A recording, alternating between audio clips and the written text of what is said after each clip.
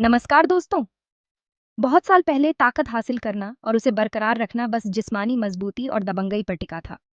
राजा महाराजा बड़े जालिम हुआ करते थे और इस जुल्म का सबसे ज्यादा शिकार औरतें होती थीं।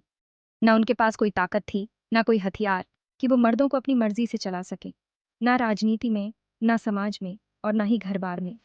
लेकिन मर्दों की एक कमजोरी थी, उनकी भूखी नजरें। औरतें इस भूख से खेल सकती थीं, लेकिन एक बार रिश्ता बन जाने के बाद मर्द फिर से हावी हो जाता। और अगर रिश्ता नहीं बनता तो वो कहीं और चला जाता या जोर जबरदस्ती करता। ऐसी ताकत का क्या फायदा जो इतनी चंद दिनों की और कमजोर हो। फिर भी औरतों के पास हालात को मान लेने के अलावा कोई चारा नहीं था।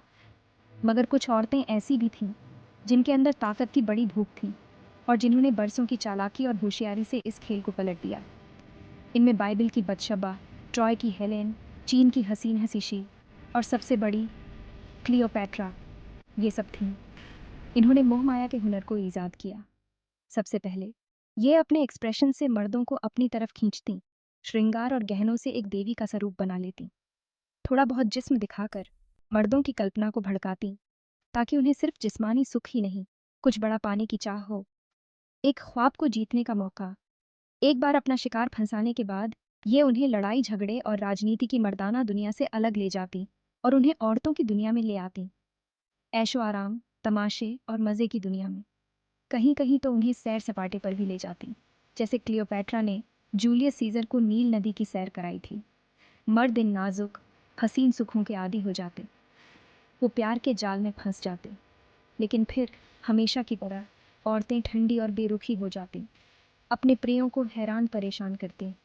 जब मर्द और चाह करते तो उन्हें उन सुखों से दूर कर दिया जाता।